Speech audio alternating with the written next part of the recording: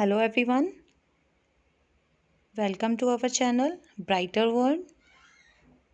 This is your maths lecture. Now Akanksha here.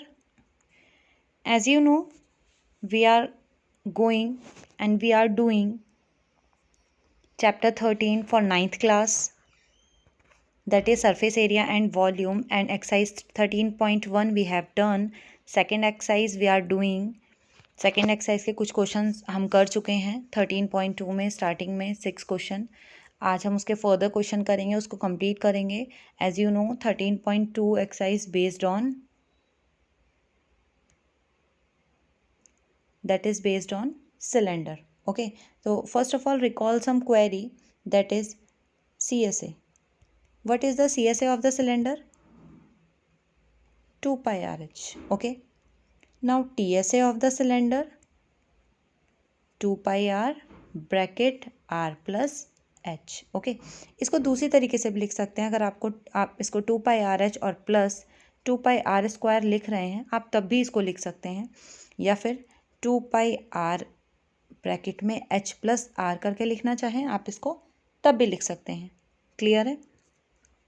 तो आज हम इस पे बेस कुछ क्वेश्चन करेंगे जो सिर्फ फॉर्मूला बेस्ड क्वेश्चन है. सिर्फ आपको समझना है कि कैसे कर रहे हैं. Okay, now question number 7 is there. Question number 7 is the inner diameter of a circular well. एक सर्कुलर शेप का एक वेल है जिसका इनर यानी अंदर का जो डायमीटर है वो पूरा कितना दे रखा है? 3.5. अभी रेडियस निकालेंगे तो हाफ हो जाएगी, यानी इसको 2 से डिवाइड कर दीजिए तो रेडियस आ जाएगी. एंड देन इसकी डेप्थ यानी इसकी हाइट दी है that is 10. Find its inner curved surface area. इसका कर्व्ड सरफेस एरिया आपको फाइंड करना है. ठीक, और सेकंड पार्ट में you have to find the cost of plastering this curved surface at the rate of ₹40 per metre square. फिर इसका हमें जो इसको प्लास्टरिंग करने में इसकी कॉस्ट लग रही है that we have to find. According to 1 metre square cost is ₹40. Okay, so first of all find out first part curved surface area.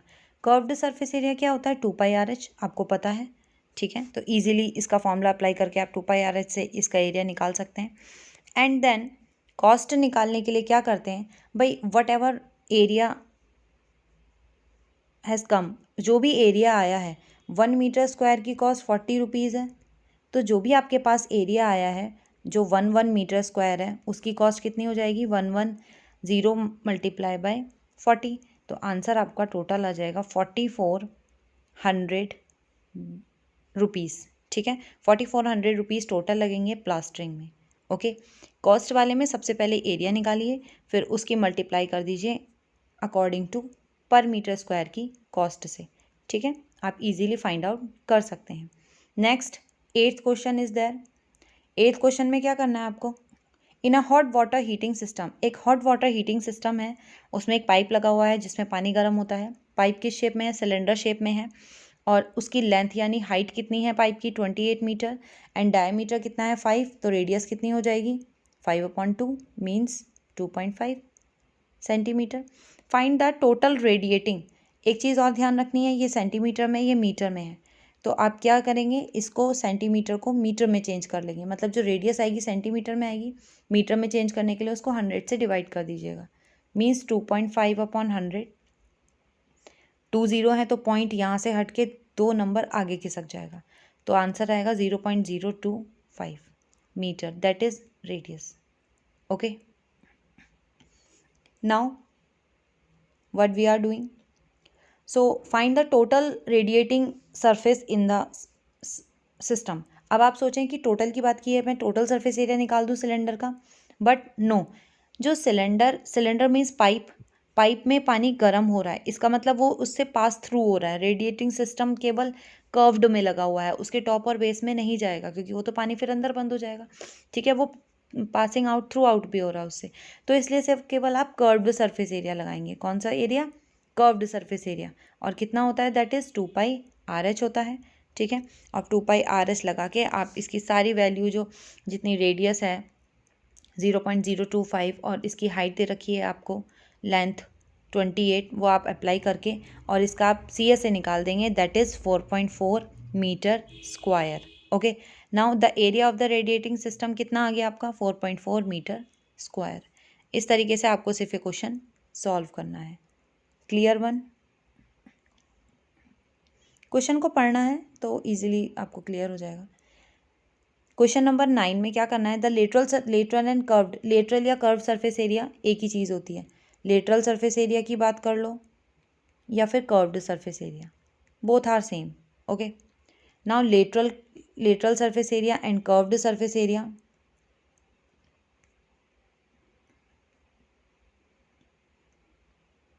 Find the lateral and curved surface area of closed cylinder.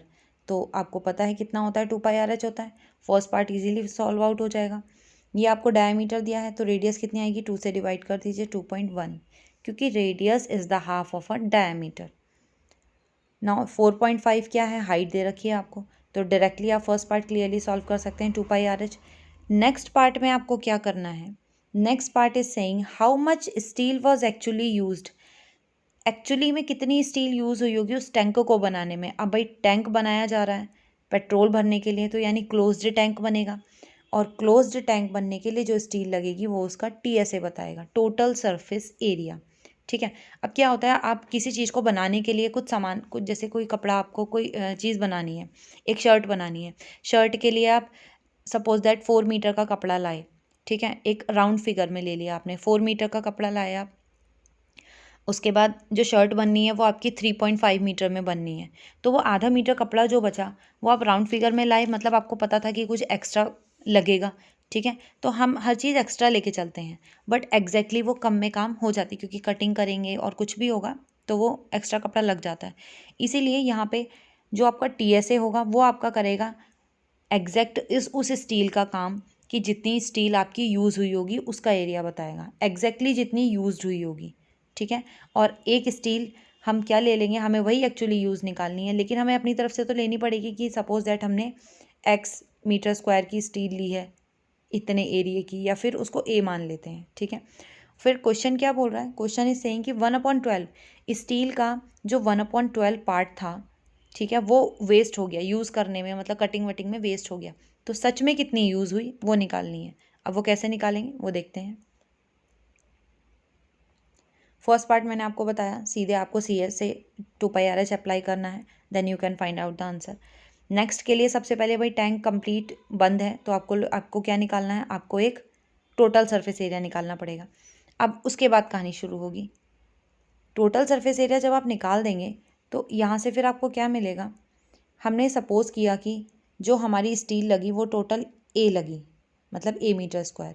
अब ये हमारी कितनी है, ये हमने total steel मान ली कि इतने एरिया की स्टील लगी हमारे पास। यूज्ड उसमें वेस्ट कितनी हो गई, वेस्ट वाली कितनी है, इस टोटल स्टील का ही 1/12 पार्ट जो है वो वेस्ट चला गया। ठीक है, 1/12 पार्ट वो यूज़ करने में वेस्ट हो गया। तो टोटल में से अगर आप वेस्ट चीज़ को माइनस कर रहे हैं तो आपके पास कौन सी चीज़ बच रही है, यूज्ड चीज़ बच रही है, और वो यूज्ड चीज़ ही इक्वल है आपके टोटल सरफेस एरिया के। किसके इक्वल है, टोटल सरफेस एरिया के। अब ये यूज्ड चीज़ इसके आएगी कितनी, इसको सॉल्व कर देते हैं भाई। A-A/12 इसको आप सॉल्व करेंगे तो 12 की A से मल्टीप्लाई करेंगे, 12A-A/12 कितना आ गया, 11A/12 मीन्स 11A/12 कितनी आ गई, यूज्ड वाली आ गई। ठीक है, इसी तरीके से आप इसको सॉल्व करेंगे, मैं नेक्स्ट बता रही हूँ। 11A/12 और इज इक्वल टू कितना है, 87.12। अब A की वैल्यू अगर आप निकालते हैं तो कितनी आ जाएगी, 87.12 12 मल्टीप्लाई में, और 11 कहाँ चला जाएगा, डिवाइड में। फिर आप इसको कम्प्लीटली सॉल्व कर लेंगे, मल्टीप्लाई करके फिर डिवाइड करके, then you will get the answer A is equal to 95.04 metre square. Okay, तो इसका मतलब इतनी स्टील एक्चुअली यूज़ होगी उस टैंक को बनाने में। ओके, इतनी स्टील सच में यूज़ हो रही होगी टैंक को बनाने के लिए। क्लियर, यही आपको फाइंड आउट करना था और यही हमने कर दिया। Now next question number 10। Question number 10 में क्या बोल रहा है, in the given figure you see the frame of a lamp shade. एक लैम्प शेड दिया हुआ है, मतलब लैम्प है एक, उसको एक कपड़े से कवर करना है आपको। अच्छा, किसी चीज़ को आप कवर करते हैं तो इसका मतलब आप ऐसा तो नहीं उतना ही कपड़ा लेंगे, टेबल पे अगर आप कपड़ा बिछा रहे हैं, कोई मेजपोश बिछा रहे हैं, ठीक है, टेबल शीट है, तो आप क्या करते हैं, साइडों से एक्स्ट्रा छोड़ देते हैं। अगर आपको वो एक्स्ट्रा किसी भी चीज़ को कवर करना है तो आप एक्स्ट्रा लेंगे और उसको अंदर की साइड आप दबा देंगे, कवर कर देंगे, ओके। इसीलिए जब आप इसको कवर करेंगे तो आपको थोड़ा सा बड़ा कपड़ा लेना पड़ेगा कि भाई इतना तो इसको बाहर से यूज़ हो जाए और जो एक्स्ट्रा हो वो इसके अंदर हम दबा दें, मतलब मार्जिन लेके चलना पड़ता है। तो इसकी जो एग्जैक्टली हाइट है वो 30 है, ऊपर का मार्जिन 2.5 है कपड़े का एक्स्ट्रा में और नीचे का 2.5 है। तो हमें कपड़े से मतलब है ना, डेकोरेशन कपड़े से होनी है, तो कपड़े का ये एरिया पता होना चाहिए ना कि कितना लेना है। एग्जैक्टली फ्रेम के एरिया पता होने से काम नहीं चलेगा। तो आप टोटल ऐड कर देंगे, तो टोटल ऐड होके कपड़े का जो लेंथ आ जाएगी वो आ जाएगी 35 सेंटीमीटर, ओके। इस हाइट का हम यूज़ करेंगे। और डायमीटर कितना है 20, तो रेडियस कितनी आ जाएगी 10 सेंटीमीटर।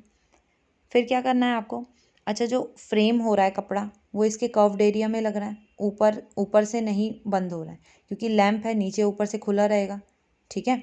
तो इसलिए इसी शेड में इसी एरिया में कपड़ा लगेगा और ये एरिया क्या कहलाएगा, दैट इज़ कॉल्ड CSA। और CSA कैसे सॉल्व होता है, 2πRH से, दैट इज़ कॉल्ड CSA। और CSA सॉल्व होता है 2πRH से, ठीक है। तो इसमें डायरेक्ट 2πRH का फॉर्मूला लगाएंगे। हाइट है आपके पास, रेडियस है, आंसर आ जाएगा। बस आपको ये ध्यान रखना है कि इसकी हाइट दोनों को मार्जिन को ऐड करके एग्जैक्टली कपड़े की हाइट बनेगी। आप गलती ना करें कि आप लैम्प शेड की हाइट को ही लेके काम कर दें। यही है, frame of lamp shade total height हमारी 35 वर्क करेगी, जो कपड़ा लगेगा उसी के अकॉर्डिंग काम होगा ना। फिर उसके बाद लैम्प शेड का डायमीटर, रेडियस निकाली एंड देन 2πRH अप्लाई किया and getting the answer, and answer is 2200 centimetre square cloth will be required, okay. इतने क्लोथ की ज़रूरत होगी, क्लियर। इसकी PDF आपको मिलेगी डिस्क्रिप्शन बॉक्स में, मैं आपको इसकी PDF दूंगी, ठीक है। क्वेश्चन बहुत इजी है, आपको सिर्फ समझना है कि करना क्या है। Next question 11th, this is the last question of exercise.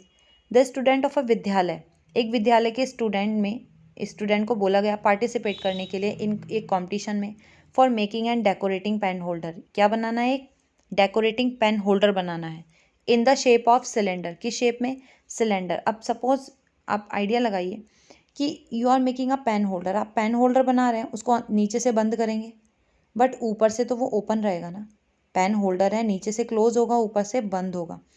अब इसका फॉर्मूला जनरेट कीजिए। अब ये चीज़ तो CSA में आ गई, ये गोलाई किस में आ गई, ये आपकी CSA में आ गई, और प्लस एक बेस चाहिए, पूरा दोनों बेस होते तो आपका TSA काम कर जाता, बट हमें एक ही बेस चाहिए क्योंकि टॉप ओपन रहेगा। तो एक बेस के लिए, बेस की शेप का है सर्कल, और सर्कल का एरिया कितना होता है πr², और CSA कितना है 2πRH और πr²। इसको आप अब इसमें ये पूरा फॉर्मूला आपका जनरेट हो गया, जिससे एक पेन होल्डर का एरिया आपको मिल जाएगा, ठीक है, area of one pen holder. इसके अकॉर्डिंग आप इसको सॉल्व कर देंगे फॉर्मूले से, 2πRH + πr², क्लियर। मैंने आपको क्लियर कर दिया कि ये फॉर्मूला कैसे बन के आया। एंड देन नेक्स्ट, इसको जब हम सॉल्व करेंगे तो यही फॉर्मूला हम अप्लाई कर रहे हैं, 2πRH + πr², CSA of pen holder and area of base of pen holder, clear.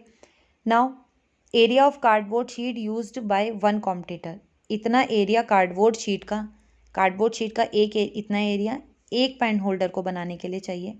But question is saying you have to 35 competitor will participate, तो पेन होल्डर भी 35 बनेंगे।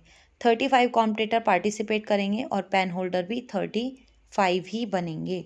तो ये एक पेन होल्डर का एरिया है, आप उसकी मल्टीप्लाई 35 से कर दीजिए तो 35 पेन होल्डर का एरिया आ जाएगा। यहाँ से 7 से इसको डिवाइड मत करना, क्योंकि नंबर ऑफ पेन होल्डर 35 है ना, तो ये 7 इसको कट कर सकता है, तो कैलकुलेशन ईजी हो जाएगी।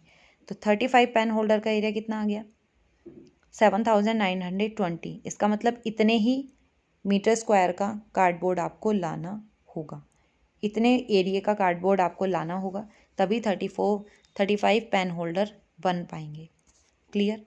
भाई एक चीज़ का निकाल दिया, उसके बाद उसको ऐड कर दिया। आप जो भी आपको ऑब्जेक्ट मिलता है अकॉर्डिंग टू द क्वेश्चन, जैसे हमें पाइप मिल रहे हैं, यहाँ पे पेन होल्डर मिल रहे हैं, तो उसकी एक इमेजिनेशन बना लीजिए कि एग्जैक्टली वो सॉल्व क्या होता है, ठीक है। नेक्स्ट एक क्वेश्चन लास्ट वाली वीडियो से आया था कि वो पाइप वाला क्वेश्चन था उसमें अंदर और इनर वाले की बात हो रही थी। थर्ड पार्ट में क्या निकला था, टोटल सरफेस एरिया निकालना था। टोटल कैसे निकाला था भाई, CSA और TSA को हमने ऐड कर दिया था, CSA एंड TSA को ऐड कर दिया। अब ये तो CSA और उसका TSA ऐड हो गए, इनर और आउटर का। अब क्या करना है, बेस भी तो है। अब बेस का एरिया, आप ज़रा मैं एक का एरिया समझाऊँ, ये नीचे वाले पाइप का है, ये वाला जो एरिया है हमें इसकी ज़रूरत है, इस खाली वाले पार्ट की तो ज़रूरत नहीं है। तो ये वाला एरिया कैसे निकलेगा, एक की अगर बात करें तो भाई बाहर वाले सर्कल के एरिया में से अंदर वाले सर्कल का एरिया माइनस कर दो। बाहर वाले सर्कल का एरिया πr² था क्योंकि रेडियस बड़ी r2 मानी थी, और अंदर वाले सर्कल का स्क्वायर πr1² क्योंकि रेडियस 1 है। तो पाई बड़े सर्कल में से छोटे सर्कल का एरिया माइनस कर दिया आपने, ये माइनस दिख रहा है, हमने यहाँ पे माइनस कर दिया। ये बिग वाला मतलब ये आउटर बाहर वाला, ये इनर वाला, इन दोनों को माइनस कर दिया। अब क्योंकि ये नीचे भी है और ऐसा ऊपर भी है, दो बार है, इसलिए हम मल्टीप्लाई किससे कर रहे थे, इसकी 2 से। भाई CSA प्लस TSA और प्लस ये बेस और टॉप का एरिया। अब यहाँ पे 2 के साथ पाई कॉमन है तो आपने पाई कॉमन ले लिया, r2² माइनस r1² आ गया। ये फॉर्मूला बना था कि CSA प्लस TSA और प्लस ये वाला। क्लियर, ये इस वजह से आया, ये हो गया एक्सप्लेन। नाउ ये बेस जो टॉपिक था सिलेंडर का, ये आपका यहाँ तक फिनिश हो गया है। एंड देन कोई भी चीज़ समझ में नहीं आ रही है या ब्रश से लिखी गई है और वो एकदम गायब हो जाती है, इट मीन्स आप उसको वहीं पॉज कर लीजिए, पॉज करके देखेंगे तो आपको समझ में आएगा, और PDF आपको इसकी डिस्क्रिप्शन बॉक्स में मिल जाएगी। Okay, and then in next video we will discuss same chapter but with same object, कोई और ऑब्जेक्ट जैसे कोन, इसका हम CSA और TSA फिर आगे निकालेंगे। Okay, now till then video को पूरा देखें, आप पूरा देखेंगे तभी आपको क्लियर होगा कि एग्जैक्टली आपको क्या पढ़ रहे हैं और आपको क्या करना है।